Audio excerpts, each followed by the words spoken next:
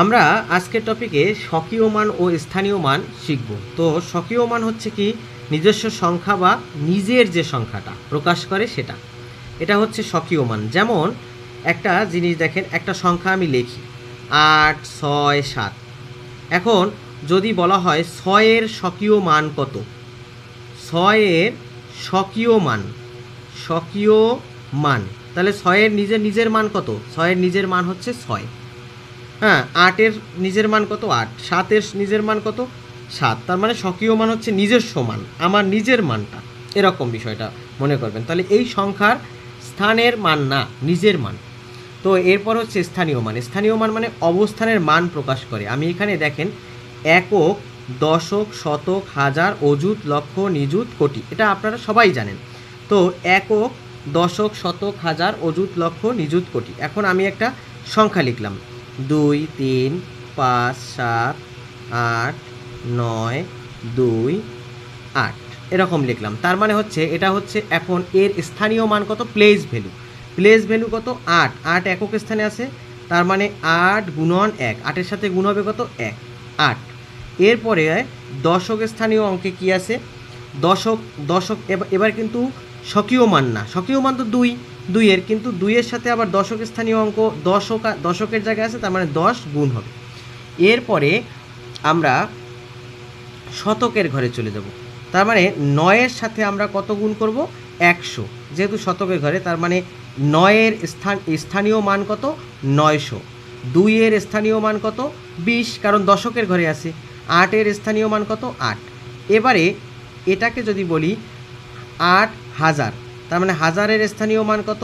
এখানে দেখেন হাজারের ঘরে আছে, তার মানে 8000। এরপরে আমরা অযুত, অযুতের ক্ষেত্রেও একই রকম 7 গুণন, দেখেন এখন এই যে এই অযুতের জায়গায় এখানে আপনি যদি একটা 1 মনে মনে ধরেন, তাহলে হচ্ছে 1, 2, 3, 4, মানে 4টা শূন্য হবে। তার মানে এই 4টা শূন্য দিলাম, মানে ডান পাশে যতগুলো সংখ্যা থাকবে ততগুলো শূন্য দিব। তো এখানে হচ্ছে 7 দিয়ে কত? 4টা শূন্য বসাই দিলাম, তার মানে হচ্ছে এখানে কত? 70,000। এরপরে 7 অযুত সমান 70,000। এরপর হচ্ছে লক্ষর ঘরে যাই আমরা। 5 লক্ষ, 5 লক্ষর ক্ষেত্রে কী হবে? 5, এখানে একটা 1 যদি ধরি মনে মনে, তারপরে হচ্ছে কয়টা শূন্য? 5টা শূন্য দেব। হ্যাঁ, 5টা শূন্য দিয়ে দিলাম, তাহলে হয়ে গেল 5 লক্ষ। এরপরে আমরা 3 নিযুত, 3 নিযুতের ক্ষেত্রে আপনি একইভাবে 3 গুণন 1 দিয়ে কয়টা শূন্য? 6টা শূন্য আসবে। তো তারপরে হচ্ছে আমরা 3 গুণন 6টা শূন্য দিলে 3-এর স্থানীয় মান কিন্তু হয়ে গেল। এখন আপনাদের কাছে যদি চায় যে 3-এর স্থানীয় মান কত, তখন আপনারা এভাবে দিয়ে দিবেন। এরপর হচ্ছে ডান পাশে যতগুলো সংখ্যা থাকবে, এরপরে 2 কোটি। 2 গুণন ডান পাশের সংখ্যা আছে কয়টা? 1, 2, 3, 4, 5, 6, 7, তার মানে একটা 1 লিখব আর 7টা শূন্য দিয়ে দেবো, 7টা শূন্য দিয়ে দেবো, ঠিক আছে? একটা 1 লিখবো, 7টা শূন্য দেবো। 2-এর সাথে গুণ করলে 2 গুণন 7টা শূন্য হবে। তাহলে আমরা অলরেডি কিন্তু এটা পেয়ে গেলাম যে 2 কোটি, 2 দিয়ে 7টা শূন্য। এখন চলুন তাহলে কীভাবে চাকরি পরীক্ষায় এই প্রশ্নগুলো আসে। দেখেন এখানে হচ্ছে পূবালী ব্যাংক অফিসার পদে আসছে যে 4, 5, 8, 9, 2, 6 সংখ্যাটিতে 8-এর স্বকীয় মান কত? বাহ, স্বকীয় মান হলো তার নিজের মান। তাহলে আমরা যদি 4, 5, 8, 9, 2, 6, এটা চোখ বন্ধ করে অ্যান্সার করবেন। 8-এর স্বকীয় মান হচ্ছে তার নিজের মান, তার মানে 8, কোনো পরিবর্তন নাই। এরপরে এখানে দেখেন পরিবার পরিকল্পনায় আসছে 2011 সালে 6, 6, 6 সংখ্যাটিতে সর্ববামের 6-এর মান কত? সর্ববামের 6-এর মান কত সেটা দেখার জন্য আমরা কি করব?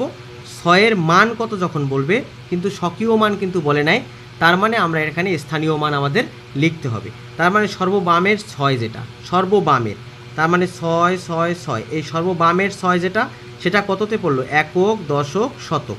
তার মানে শতকের সাথে তাহলে 6 গুণন 100 সমান সমান কত? 600। তার মানে আমরা এখানে খ নাম্বার অ্যান্সার করতে পারবো। তারপর হচ্ছে আপনারা দেখেন যে 5, 2, 7, 4, 3, 5 সংখ্যাটিতে 7 ও 3-এর স্থানীয় মানের ও স্বকীয় মানের পার্থক্য কত? পূবালী ব্যাংক 2016 সালে আসছে। তার মানে এখানে পার্থক্য কত সেটা আমাদের জানতে হবে। তো 7-এর স্থানীয় মান বলছে, 7-এর স্থানীয় মান কত? তাহলে আমি সংখ্যাটা যদি লিখি তাহলে হবে কত 7-এর স্থানীয় মান 7 দিলাম, তার সাথে গুণ হবে কত, এর মাথার উপরে একটা 1 দিয়ে ডান পাশে যে কয়টা সংখ্যা আছে 1 2 3 তিনটে সংখ্যা আছে, তার মানে 3টা শূন্য বসাই দিলাম, তার মানে হচ্ছে 7000। এটা প্র্যাকটিস করলে আপনারা খুব কম সময় অ্যান্সার করতে পারবেন। আর 3-এর স্বকীয় মান, 3-এর স্বকীয় মান তো 3ই, তার মানে 3-এর স্বকীয় মান যদি 3 হয় তাহলে 7000 বিয়োগ 3, তাহলে কত অ্যান্সার আসবে আমাদের 6 9 9 আর একটা 9 হবে 3। তাহলে এখন হচ্ছে এখানে যেমন 3 আছে কত হইলে হবে কত, এখানে 7-এর স্থানীয় মান এবং 3-এর স্বকীয় মান, তার মানে হচ্ছে 3 আছে কত হলে 10 হবে। আমরা এই বিয়োগটা করেই ফেলি, দেখেন 3 আছে কত হলে 10 হবে, 7 হাতে আমার 1 তার মানে 9 থাকলো, তারপর আবার হাতে আমার 1 9 থাকলো, আর এখানে হলো 6 6 9 9 7। তো এখানে দেখেন সঠিক উত্তর অবশ্য দেওয়া নাই, কিন্তু আমাদের হচ্ছে কত হবে 6 9 9 7, এটা হলো পার্থক্য হবে, তার মানে হচ্ছে এখানে সঠিক উত্তর দেওয়া নাই, ঠিক আছে, কিন্তু অ্যান্সার হবে কত 6 9 9 7। এরপরে বলছে দেখেন 5 অঙ্কের ক্ষুদ্রতম সংখ্যা ও বৃহত্তম সংখ্যার সমষ্টি কত। 5 অঙ্কের ক্ষুদ্রতম সংখ্যা ও বৃহত্তম সংখ্যার সমষ্টি কত, তার মানে আমরা 5 অঙ্কের ক্ষুদ্রতম সংখ্যা নির্ণয় করব। 5 অঙ্কের ক্ষুদ্রতম সংখ্যা কত হবে, 1 দিয়ে কয়টা শূন্য 4টা শূন্য, আর 5 অঙ্কের বৃহত্তম সংখ্যা হবে কত 5টা 9, এর সমষ্টি বের করব, তাহলে 9 9ই হবে, তারপরে আবার 9 হবে, আবার 9 হবে, আবার 9 হবে 10, তার মানে আমরা 10-এর পরে 4টা 9 পাবো। কোন অপশনে আছে 10-এর পরে 4টা 9, গয়ে আছে, গ হচ্ছে কারেক্ট অ্যান্সার। এরপরে দেখেন এরকম অঙ্ক কিছু আসে পরীক্ষায়, 2 4 0 7 অঙ্কগুলো দ্বারা গঠিত 4 অঙ্কের ক্ষুদ্রতম সংখ্যা কোনটি। এখন এটা কনফিউজড হয়ে যায় অনেক সময় যে 4 অঙ্কের ক্ষুদ্রতম সংখ্যা যখন বলছে তার মানে আমার কিন্তু অঙ্ক 4টা রাখতে হবে। আমি যদি 0 আগে দিয়ে তারপরে যদি 2 দেই, সবচেয়ে ছোট হচ্ছে 0, তারপরে 2 দিলাম, তারপরে 4 দিলাম, 7 দিলাম, কিন্তু শেষের একদম প্রথম যে শূন্যটা আছে এই শূন্য তাহলে ভ্যালুলেস হয়ে যাবে, তখন আপনাদের কিন্তু 3টা অঙ্ক ভ্যালু পাবে এবং 3 অঙ্কের হয়ে যাবে তখন। তাই আমাদের এইভাবে করা যাবে না, শূন্যটাকে একদম সর্ববামে রেখে আমি করতে পারবো না, তখন তো শূন্য হলো কি ভ্যালুলেস, ভ্যালুলেস হলে তখন তো 3 অঙ্কের হয়ে যাবে, এটা কিন্তু করা যাবে না। তখন আমাদেরকে কি করতে হবে, 2 আগে দিতে হবে, মানে শূন্যর থেকে আরেকটু বড় সংখ্যাটা কোনটা, মানে অন্যগুলোর থেকে ছোট কিন্তু শূন্যর থেকে বড়, তাহলে 2 তারপরে 0 আনতে হবে। এখন কিন্তু 0 তার মান পাবে, মানে ভ্যালু পাবে, তার মানে 2 0 4 7, এটা হলো ক নাম্বারে অ্যান্সারে আছে, ক নাম্বার দিয়ে দেবো। এরপরে দেখেন একটি সংখ্যার শতক দশক একক স্থানীয় অঙ্ক যথাক্রমে পি কিউ আর হলে সংখ্যাটি কত।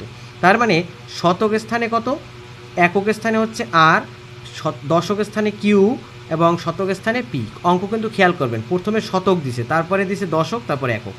আপনারা কি করবেন, খুব কম সময় থাকবে, পি কিউ আর, তার মানে আর গুণন কত 1 সমান সমান আর হবে, কিউ গুণন কত দশক স্থানে যেহেতু 10 হবে, তার মানে 10 কিউ, তারপরে পি গুণন কত 100, এখানে হবে কত 100